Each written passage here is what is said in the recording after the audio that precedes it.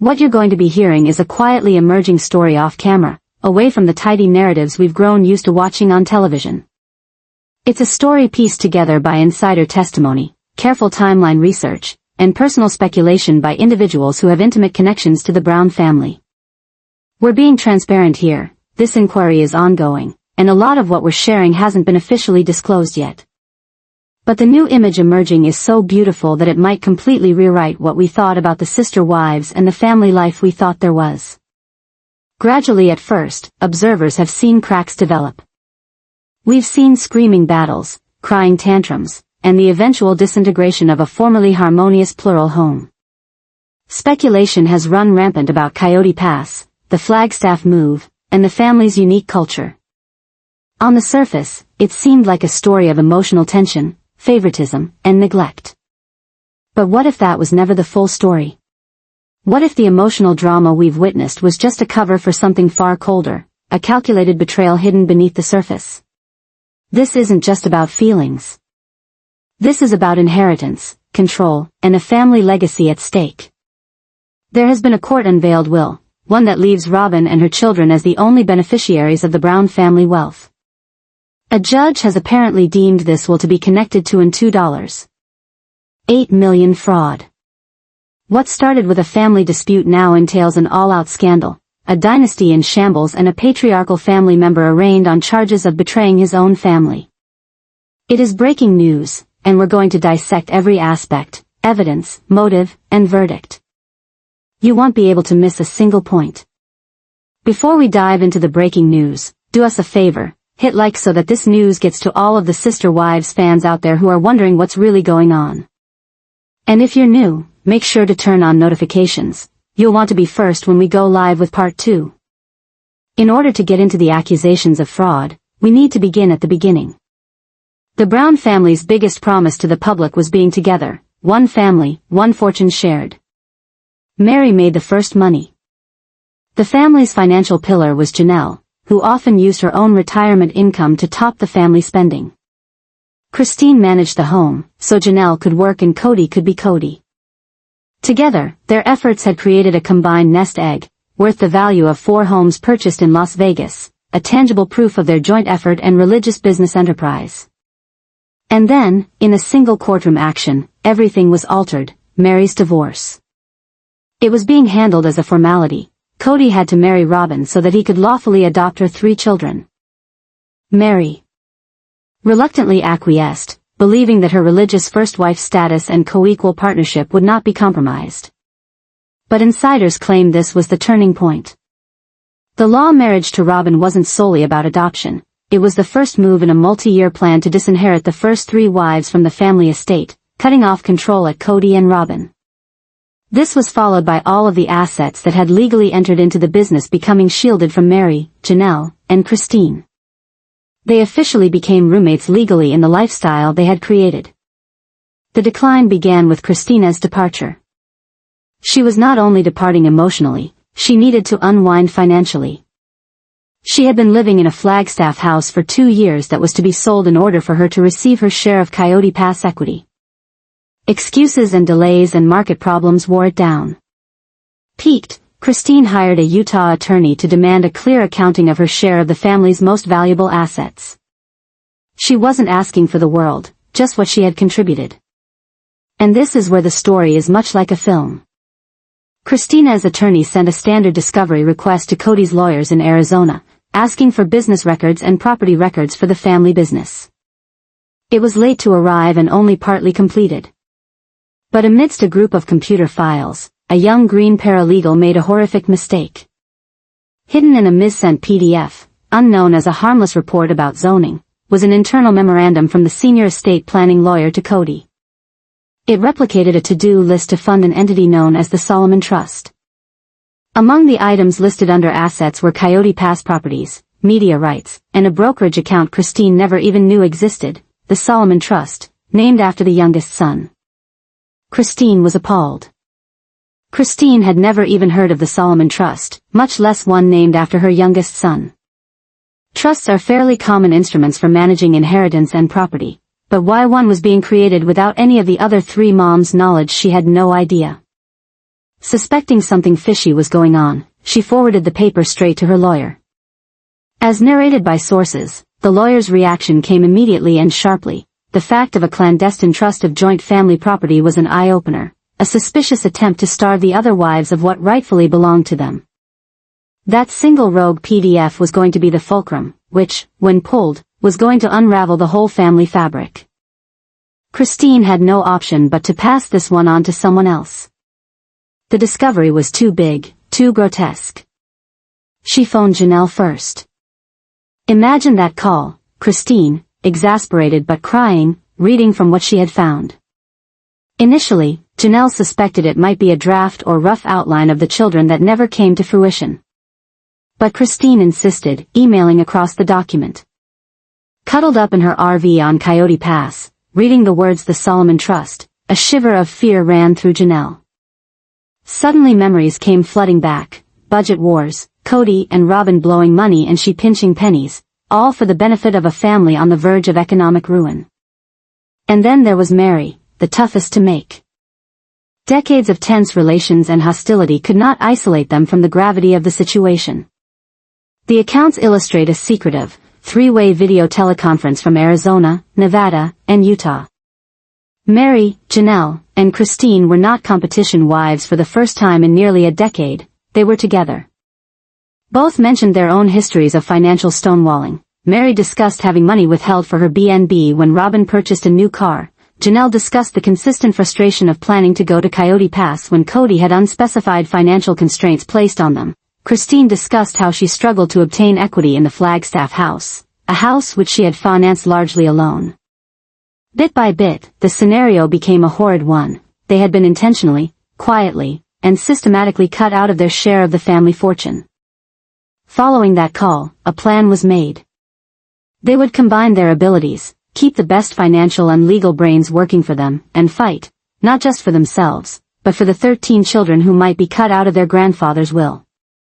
A complaint was filed under seal, beginning with one of the shattering devastating motions, a request to freeze all known assets of Dabsark Entertainment and to compel a full forensic analysis of the Brown family finances since Cody and Robin's legal marriage. An excellent forensic accountant, who was renowned for uncovering concealed assets, was brought in. In a span of 6 months, he interrogated bank statements, credit card statements, tax returns, investment accounts, and the like. What he uncovered, preliminary reports said, was staggering. Proceeds from the family show that were to go to all of the members who took part were reported to have been diverted to Dabsark, an acronym that incorporates Cody, Robin, and several of the children but not the remaining 13 children and the first wives. A dribble was placed into a joint family account so that it would seem money was being shared, but some 70% was placed in an account in Cody and Robin's names only. This was the down payment fund for Robin's $1 million home and other business ventures, which were kept secret from the first wives. Coyote Pass, which had lost all 4 wives their fortunes, was to be shared among them. But by a series of backdoor legal maneuvers through quitclaim deeds, Mary, Janelle, and Christina's interests somehow passed first to Cody alone, then to Dabsark LLC. In law, the women had no interest in the property that they had all relinquished for. Despite sacrificing their own family dream, it was leased to them by themselves, while Cody and Robin retained ownership. While they were building up holdings, Cody and Robin were also allegedly building up debt against the family name. The accountant is also said to have discovered lines of credit carried against the equity in Coyote Pass, equity that the 4 wives had built up together, and used for household purchases. The image that was revealed was one of deliberate exclusion, a masterclass in diverting money, consolidating power, and systematically excluding the first wives from inheritance and property. What began as a family soap opera had escalated to a story of financial fraud, dishonesty, and financial warfare at its highest form. The financial fraud extended beyond hidden accounts, onto personal spending, cars, and financing of Robin's business flop, My Sister Wife's Closet. The family property was being mortgaged for the private financial benefit of Cody and Robin. It was a scheme of ghastly hubris. Privatize the profits, socialize the losses. Imagine Janelle, living in an RV on the property, believing she was building her new house, while the ground she is on is being leveraged to secure illicit loans she would be forced to service. Imagine Mary, running her B&B, believing she was contributing to a family coffers, while it was being ransacked in a systematic fashion. The magnitude of the betrayal is almost unimaginable. The accounting report, more than 200 pages, equipped the OG3 with the proof they needed. It chronicled 10 years of fiscal theft and misconduct. But something was missing, the motive. Why bother going through so much? The motive was nastier than greed, it was about owning the future whole. And the key was where they least expected it, the Solomon will. In the course of the investigation, the forensic accountant noticed a yearly recurring payment from Cody and Robin's secret account, a small safe storage fee at a Flagstaff bank. A small, simple to overlook detail, but in fraud, every strand matters. The lawyers subpoenaed the records, and they determined that the fee was for a huge safe deposit box rented 3 years ago, in Cody and Robin's name. It was opened before both parties' attorneys, instructed by the judge. Sources describe a subdued, antiseptic bank room, a whine of a drill and metal, Cody and Robin's attorney pale, and the OG3 attorney stoic and watchful. Inside the box was a large sealed envelope from the estate planning firm named in the mistakenly distributed memo.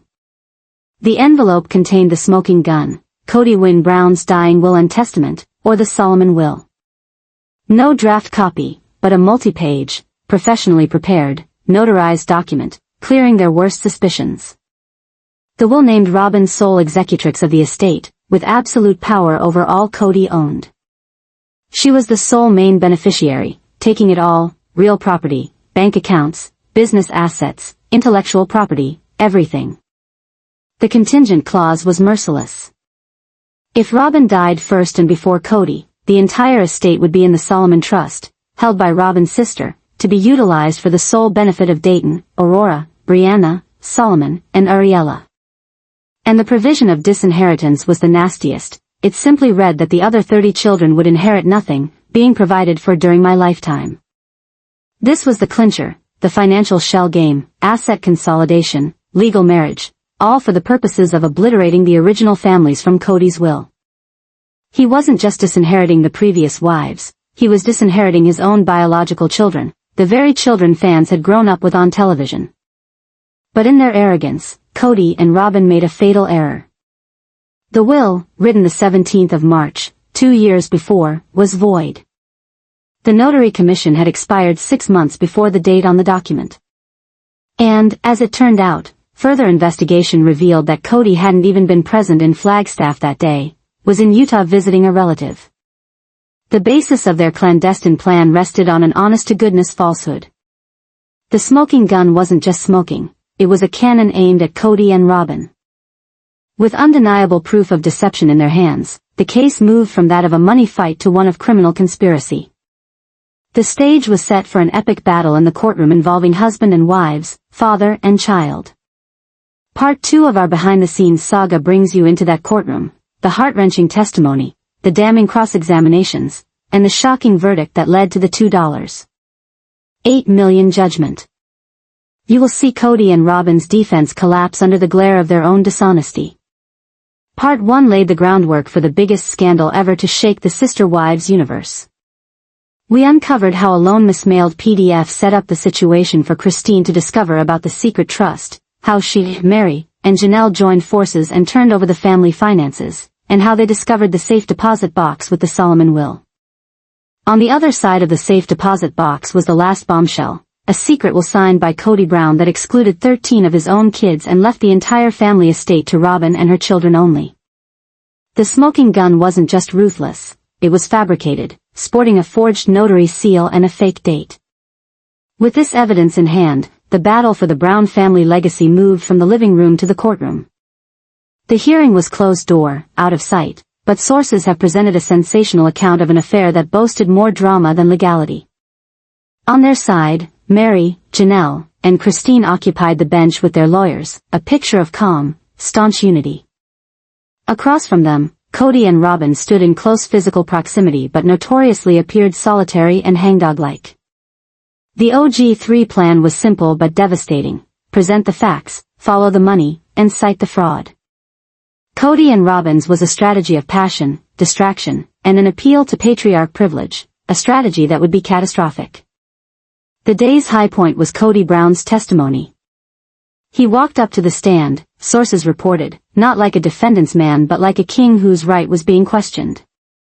Furious from the first question, he maneuvered as if he were a dedicated father and husband with an impossible task of keeping together a dysfunctional family. He insisted the Solomon will was not a behind-the-scenes conspiracy, but a protection for the youngest children, and the money was too complicated for the other wives to understand. Cody portrayed the lawsuit as one of betrayal by angry ex-wives. For 30 years, I've been the head of this family. I've bled for this family, and this is the thanks I get, he was quoted as saying. But all bravado was removed when Cody was cross-examined. Mary, Christina's, and Janelle's lawyer was cool, precise, and measured. He inquired of Cody whether he had notarized a draft, a process Cody couldn't recall. And then, Exhibit A, a notarized document which showed the commission of the notary had expired several months earlier than the signing of the will. The courtroom fell silent. Cody stammered, finger-pointing at Robin.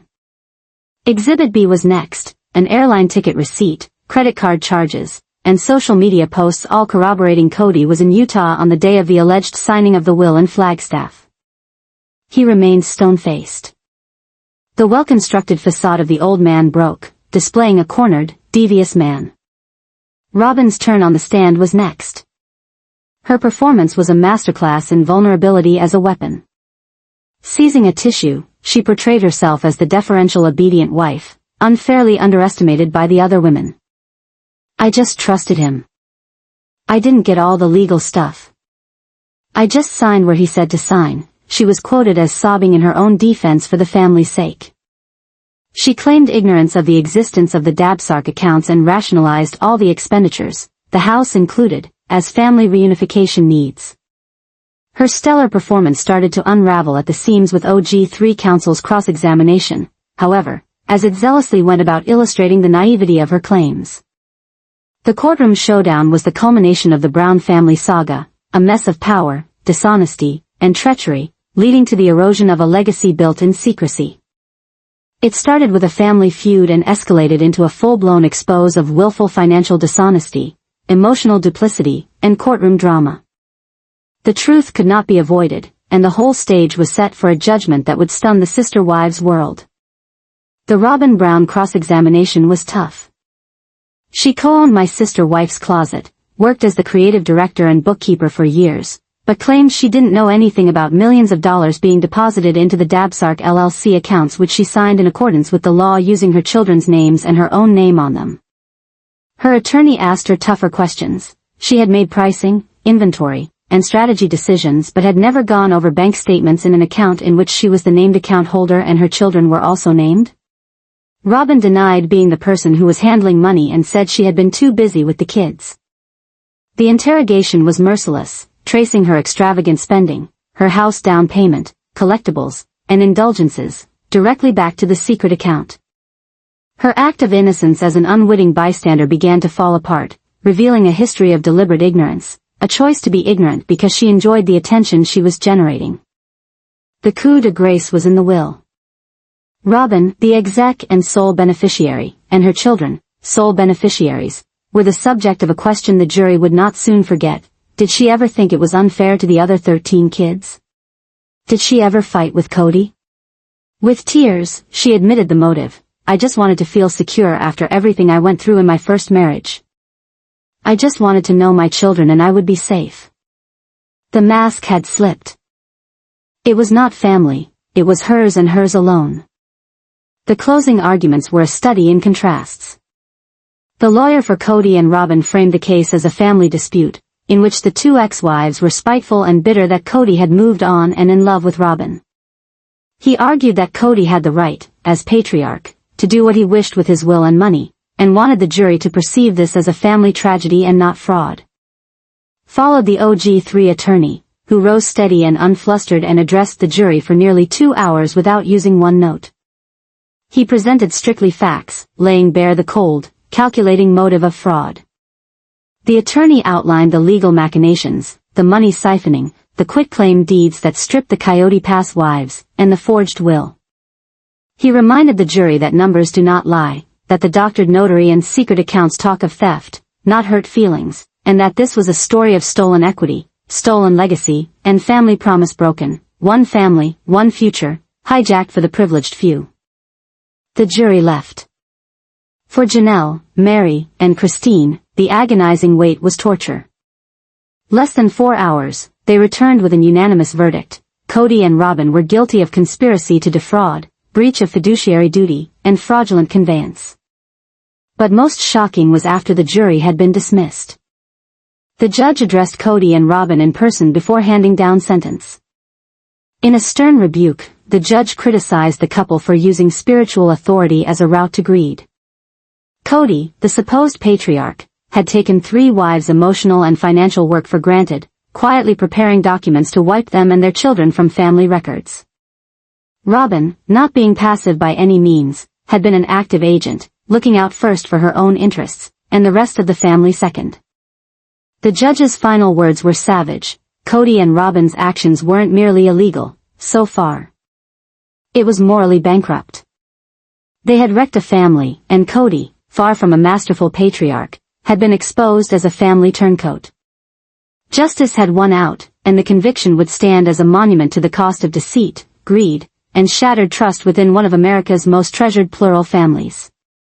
The judge proceeded to the sentencing process, and the forensic accountant report charted a course for justice. The judge appointed a receiver, who was an impartial third party, to take possession of all the assets of Cody and Robin he was aware of so that none remained concealed or sold. The final order was categorical. Coyote Pass was valued at its worth at that time, and Mary, Janelle, and Christine held altogether 75% interest in their initial investment and the years of investment. The court imposed a clawback of embezzled show proceeds, redistributed to grant credit to the deserving contributors, and accounted for equity from prior properties capitalized into Robin's house worth $1 million. Punitive damages were added on because the fraud was malicious and fraudulent. Amount of restitution? $2. $8 million. To satisfy the judgment, houses were sold at auction. Robin's Flagstaff mansion, the symbol of her new place in the family, was sold at auction to pay the women whose money had constructed it. Other remaining lots in Coyote Pass were sold at auction, the proceeds paid out as ordered by the court. Cody and Robin were financially ruined, their fortune lost, their credit ruined, their reputation in ruins. The empire they had attempted to assume was in ruins. Outside the courtroom, the mood was not celebratory but one of weary relief. Mary, Janelle, and Christine stood together, a united front. It was Janelle who began to speak first, reaffirming all those years of effort and sacrifice. Christine emphasized the battle hadn't been over money, it was for her 13 children, to have a future and a past. Mary remembered how they'd lost the family they had, but insisted that they'd reasserted control and narrative. The decision stunned the Brown family to its core. The older children, already estranged, joined sides with their mothers, alienating their dad. Robin's 5 children were in the middle, left behind with Cody and Robin, bracing for the bitter reality of the court-mandated subterfuge of their parents. The rich's life was lost, sacrificed to leased homes and destroyed reputation. The television program, once a symbol of power and wealth, had turned into a story of ruin. The kingdom they crafted so ardently had been reduced to ashes. Looking at the show in the context of this tragedy, a number of clues now stand painstakingly evident. The tender-aged children cover story, Cody and Robin's rationing for the mansion, extra rules, and special privileges, was not mere parental neurosis but anticipation of the Solomon will. The $1 million house, previously a source of tension, now appears a deliberate coming together of resources. The Dabsark LLC, the title only assigned to those to whom it will be delivered, is a conscious omission of the other wives and children. Cody's escalating anger at supposed disobedience looks greater than midlife crisis, though. It's the paranoia of a conspirator caught out. The family culture of obedience and trust was necessary to facilitate the plan. Once the wives stopped cooperating, the cards began to shelve themselves. The story of love, religion, and non-traditional family life that once played out has reversed, in these accounts, into an allegory for greed, treachery, and deceit. The $2.8 million verdict is greater than $8 it validates years of labor, dedication, and sacrifice that Cody and Robin reportedly attempted to annihilate.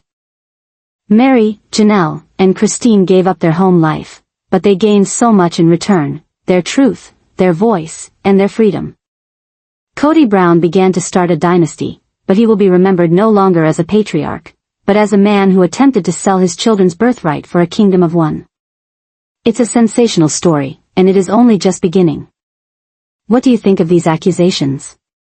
Were the hints always there, right under our noses? Leave your thoughts, opinions, and theories in the comments. Do you like this kind of investigative journalism? Comment below, like this video, subscribe to TLC Sister Wives Real News, and ring the bell to stay up to date as this soap opera keeps going on and on. Until next time, well, keep tracking every twist in this amazing saga.